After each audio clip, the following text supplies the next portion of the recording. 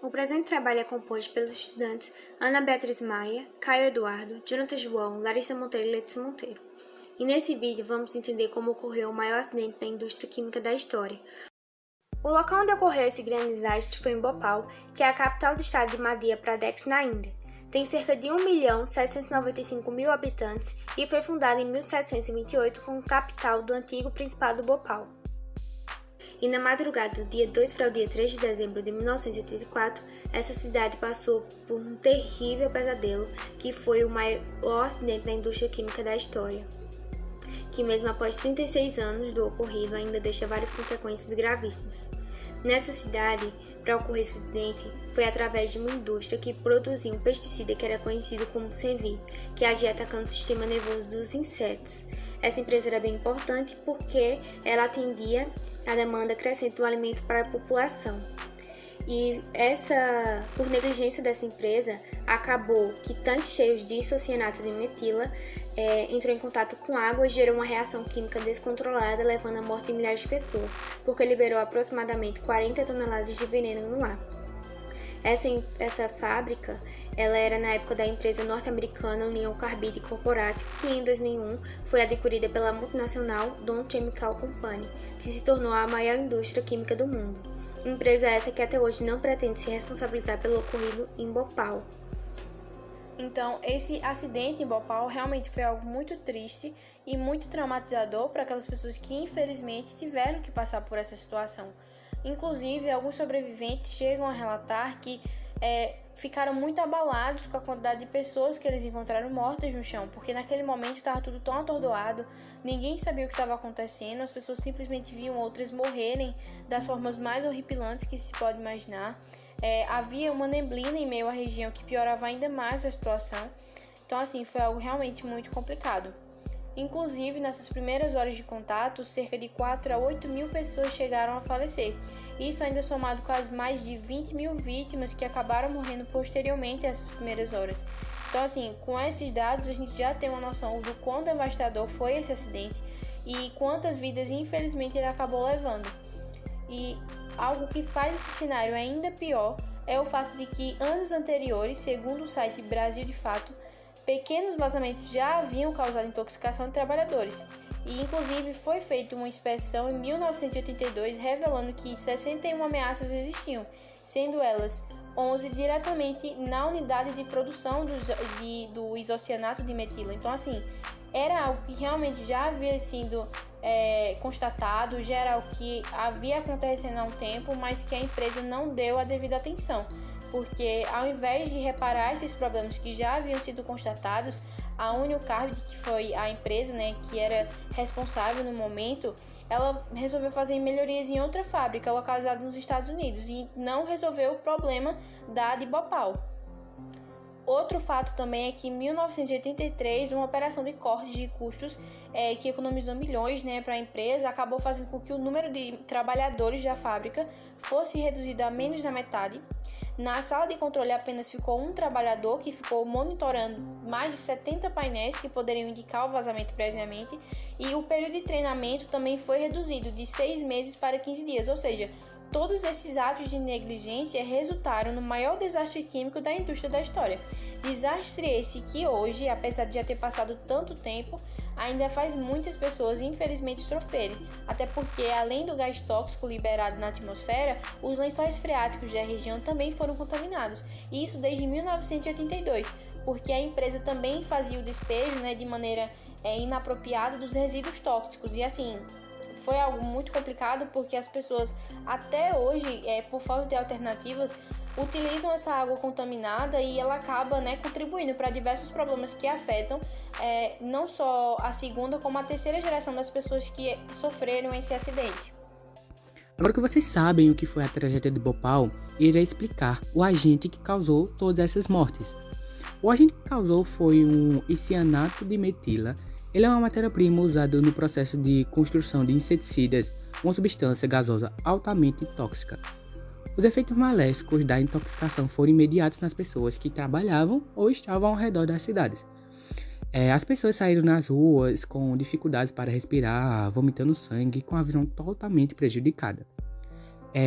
Muitas mulheres grávidas que habitavam a cidade de Bhopal sofreram abortos instantâneos e houve morte de grande parte dos bebês que nasceram naqueles dias.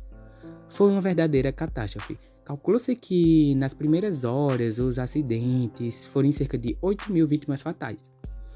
Além disso, eles têm publicado relatos que mostram que Bhopal tem uma incomum e alta incidência de crianças com problemas congênitos e dificuldade de crescimento, assim como tipos de câncer e outras doenças crônicas que podem ter sido causadas pela tragédia de Bhopal.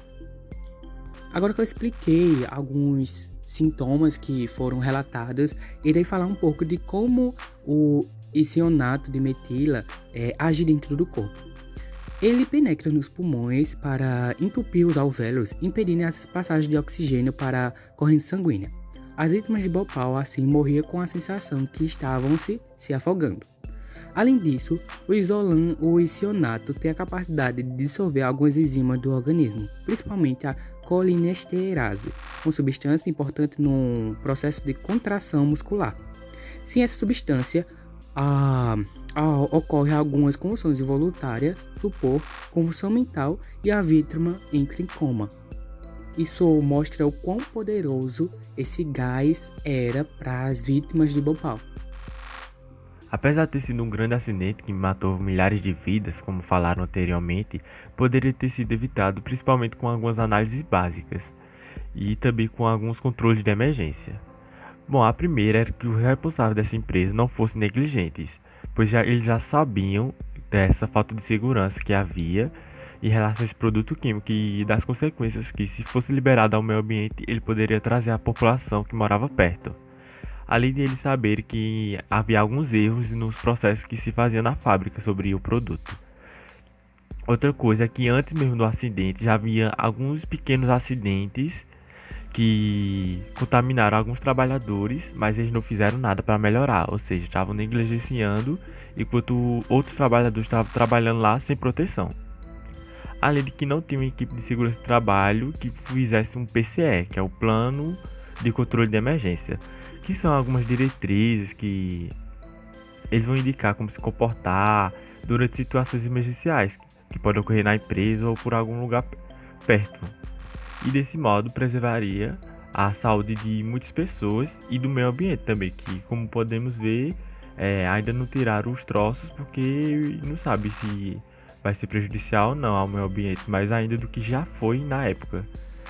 E também deveria ter informado a população que aconteceu um grande acidente. Não tinha uma forma de informar, ou seja, não tinha sirene, não tinha nada, nem alarme que fizesse um grande barulho para avisar a população. A população mal sabia porque estava tossindo, essas coisas, e quase morrendo.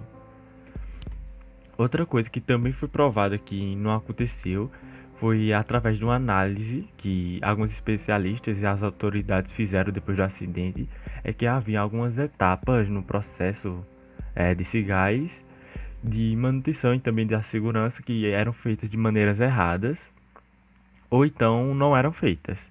E assim colaborou para que esse acidente fosse de tamanha proporção. Alguns desses processos foram o dreno que estava entupido e assim evitou a saída da água. Também teve o purificador dos gases que estavam em manutenção, ou seja, não estavam ligados. Tem alguns instrumentos sem confiabilidade, ou seja, apontavam um número, mas não estava nesse número na verdade.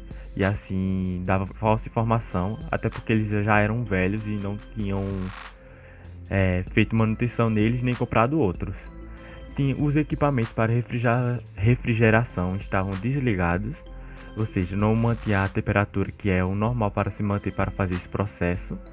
Ali que havia um problema com as válvulas, que os responsáveis da empresa não arrumaram esse problema, porque consideravam que demorava demais, já que demorava cerca de 2 horas, o que prejudicaria o lucro que eles receberiam.